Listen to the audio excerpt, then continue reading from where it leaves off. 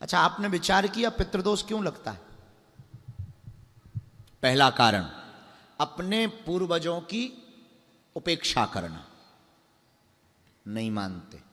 हम 2020वीं सदी में जी रहे हैं। हम मॉडर्न जमाने के लोग, पढ़े लिखे लोग। हम कौवा पर, गौ माता पर, कुत्ता पे भरोसा नहीं करते। ठटरी के बरे बनने पर भरोसा करते हो? तुम कौवा पर और कुत्ते पे भरोसा नहीं करते, पर अगर तुम बन जाओ तो भरोसा करोगे? बुरा मत मानिएगा, ये भरोसे की बात नहीं। कौवा प्रतीक है, श्वान प्रतीक है, पूर्वज नहीं है हमारे, प्रतीक है, उन तक पहुंचाने का संदेश वाहक है। अब वो आपको ये जो पद्धति रखी गई, ये वो पूर्ण तरीके से वैज्ञानिक पद्धति है, अंधविश्वास की पद्धति नहीं, वैज्ञानिक पद्धति है। कौवा को ही भोजन क्यों कराया जाता? कौवा की एक आदत रहती है, वो हमेशा मिल बांट करके खाता है। कौवा की दूसरी बात, कौवा की एक आंखी है, एकाक्षरी है, यहां भी घुमा लेता, वहां भी घुमा लेता, एक दृष्टि से सबको देखना। कौवा यम का प्रतीक है, कौवा एक प्रतीक है। कौवा हमारा पूर्वज नहीं है, बुरा मत मानिएगा। तुम तो इसलिए भी परेशान रहोगे, जियत पिता को दीन न नीर, मृतक पिता को हलवा खीर। जब तक बाप जिंदा रहा तो तुमने पानी नहीं पिलाया, मर गए तो तुम हलवा खीर छतों पर रख रहे। या बाप कौवा बन के आएगा, ठटरी के बरे। जिंदा में तुमने पानी नहीं पिलाया, अब मर गए तो बाप कौवा बन के आएगा। जियत पिता को दंगम दंगा, मृतक पिता पहुंचाए गंगा। जब तक बाप जिंदा रहा तुमने पानी नहीं पिलाया, अब तुम गंगा जी पहुंचा रहे। तो पितृदोष का पहला कारण पूर्वजों की उपेक्षा करना।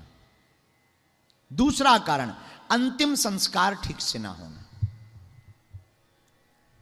तीसरा कारण, श्राद्ध पक्ष का हास्य बनाना।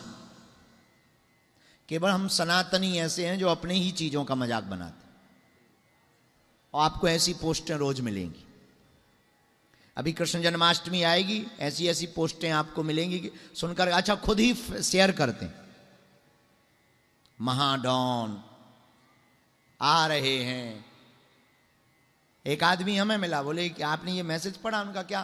बोले कृष्णा ये करें तो लीला, हम करें तो कैरेक्टर ढीला।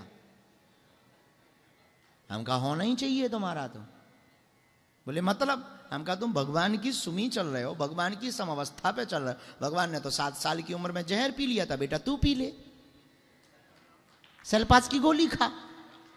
ज्यादा भगवान की नकल कर रहा है। एक काम करो, उन्होंने 7 वर्ष 11 माह की अवस्था में गोवर्धन पर्वत को उठा लिया था, तू अपनी लुगाई को उठा के बता। भगवान की बड़ी तू उस पर चल रहा है, एक काम कर। बोला क्या? हम कहा एक बात बता, भगवान की उसमें पक्ष चल, उन्होंने कालिया नामक नाग के ऊपर नृत्य किया था, तू ब्लैक कोबरा को पकड़ के बता। नानी याद ना आ जाए तो कहना बड़ा भगवान के पक्ष में, बड़ा भगवान के जैसी चलने की आदत कर रहा है? भगवान ने तो महाभारत का युद्ध किया था, तू एक काम कर, रूस और यूक्रेन के युद्ध में बीच में खड़ा भर हो जा, परदादी याद आ जाएगी, ठटरी भर जाएगी 2 मिनट में, धुआं धुआं। हाँ, पता ही नहीं लगेगा कि अंतिम संस्कार किसका करना है। हम भगवान के भगवान, अरे भगवान भगवान है, वो परमात्मा है, हम नहीं चल सकते। हम अपने गुरु के जैसे नहीं हो सकते। हमारा गुरु गुरु है, अब हम उसके जैसे हम आदत करें कि हमारे गुरु जी सीधे थे, दाढ़ी इतनी लंबी दाढ़ी, ऐसे चलते थे, ऐसे बोलते थे, ऐसे करते। ठीक है, उनका जमाना ठीक था। आज के जमाने में हम वैसा करें आफत हो जाएगी। या तो लोग हमें स्वीकार नहीं कर पाए। गुरु गुरु हैं, हमें गुरु के जैसा बनना भी नहीं, गुरु को देख करके हमें चलना है। हमें उनकी जैसा कुछ पाना भी नहीं, जो वो दे रहे हैं वो कम नहीं। हम लोग इतने विचित्र लोग हैं, सनातनी केवल अपनी ही चीजों का मजाक बना, अपने संतों का मजाक, अपने तीर्थों का मजाक, मंदिरों का मजाक, पाखंड की दुकान, संतों का मजाक, ढोंगी पाखंडी। कभी तुमने किसी मुल्ला को नहीं देखा हो। मुसलमान कभी नहीं अपने मौलवियों की बेइज्जती करते, लेकिन हम लोग करते। हम उनके विरोध में या पक्ष में नहीं है किसी के भी। हम एक बात बोल, अच्छा हम लोग इतने विचित्र लोग हैं, कितनी सोची समझी कभी कभी बातें होती हैं तो हवस के पुजारी, हवस का मौलवी नहीं कभी सुना होगा आपने, पुजारी जरूर होता है। अच्छा मौलवी क्यों नहीं हो सकता है? नहीं हो सकता है। क्यों? क्योंकि हम लोगों के दिमाग में बहुत प्रायोजित तरीके से ब्रेन को ब्रॉस करने के लिए, हमारे दिमाग में कुतर्क भरने के लिए शब्दों को पहुंचाया गया और भरा जा रहा है। इसलिए हम लोग अपने श्राद्ध पक्ष की हंसी उड़ाते हैं। अभी आप मोबाइल पे खंगालिएगा, हैं अरे ये तो पंडितों के पोंगापन, ठटरी के बरे। 20 रुपया की थाली में तेरे पूर्वज तर रहे हैं और वो कृपा कर रहे हैं, क्या कम है? इसमें भी तुझको पाखंड लग रहा है? कोई आचार्य ब्राह्मण अपना घर छोड़कर तुम्हारे घर पर भोजन प्रसाद पाने आएगा तो वो कुछ नहीं दे के जाएगा, तो अपना पुण्य कर्म तो तुम्हें दे के जाएगा। उस भोजन को पचाने के लिए भजन तो करेगा। और वैसे तो श्राद्ध पक्ष में अब आचार्यों का, अब किन आचार्यों पे हम किसी बात नहीं बोल सकते, पर हम एक बात बोलना चाह रहे हैं। हमने ऐसा अपने गुरु से सुना है, जो आचार्य श्राद्ध पक्ष का भोजन करता है, 13वीं करवाता है, खोड़सी करवाता है, वह आचार्य गायत्री का उपासक होना चाहिए। और एक संख्या निर्धारित है, हम उतना तय नहीं बता सकते, कल बता देंगे, पर आज हम कह सकते हैं कि शायद 11,000 कुछ गायत्री जब जो ब्राह्मण करेगा वही ब्राह्मण श्राद्ध पक्ष के भोजन को पचा पाएगा। बताइए, ये तुम्हारे घर भोजन भी करने आए, 11,000 तुम्हारे लिए जो है गायत्री मंत्र भी पढ़ें और पोस्टों में बदनामी भी सहें, जय बजरंगबली की। बड़े मजेदार लोग,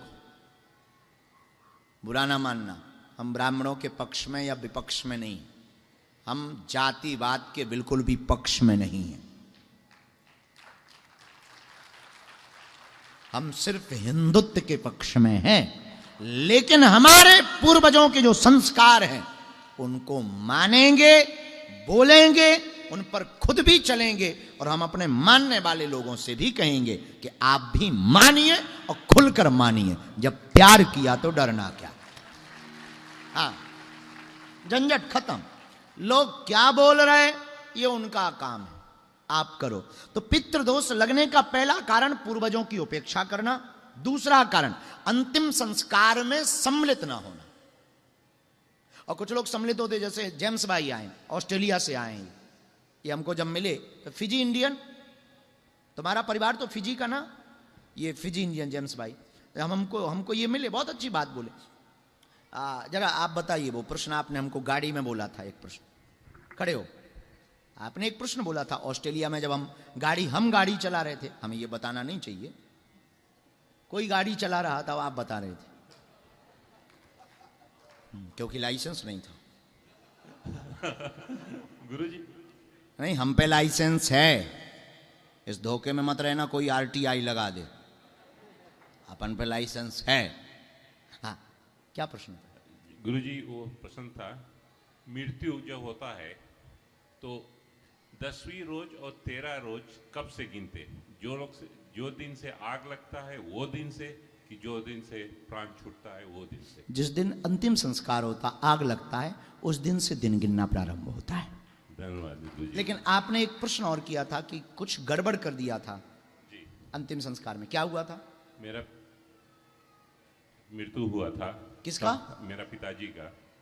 तो हमने, पिताजी मेरा वो तो कर्मकांडी ब्राह्मण था, तो हमेशा वो जो रोज से आग लगता उसी दिन से गिनता था 13 रोज।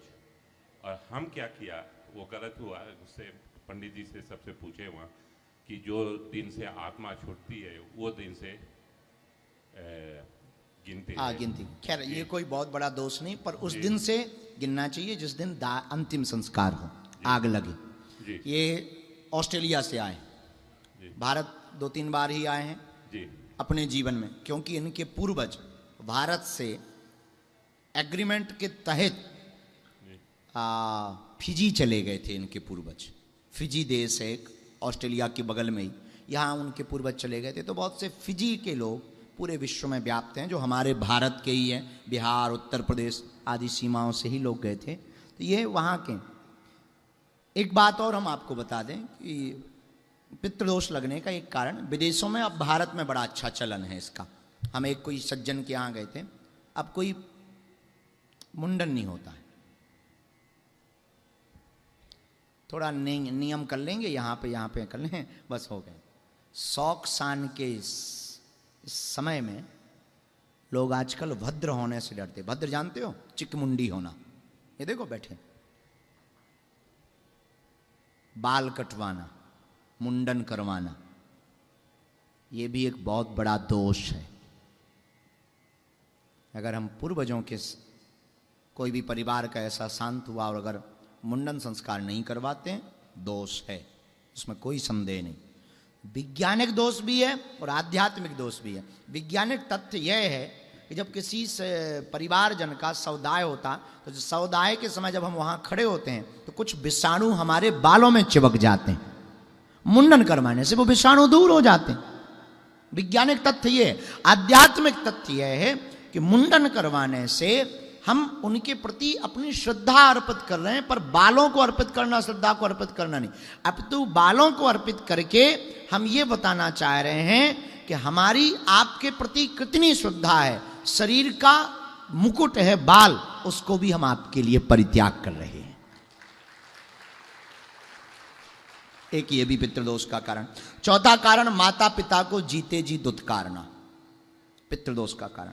पांचवा कारण, पितृ कार्यों में सम्मिलित ना होना और पितृपक्ष में जल ना देना, यह भी पितृदोष का कारण। छठवां कारण, उनके कर्तव्यों को भूलना और उनका मजाक बनाना, यह भी पितृदोष का कारण। इसलिए जितने भी लोग बैठे हैं, हम आपको विनम्रतापूर्वक प्रार्थना करें, इनमें से कोई भी दोष है तो आप गया जी में तो श्राद्ध करवा ही रहे, पिंडदान करवा ही रहे, घर पर जब भी पितृपक्ष आवे, पुण्यतिथि याद ना होवे, तो 15 दिन थोड़ा थोड़ा सत्कर्म करना चाहिए।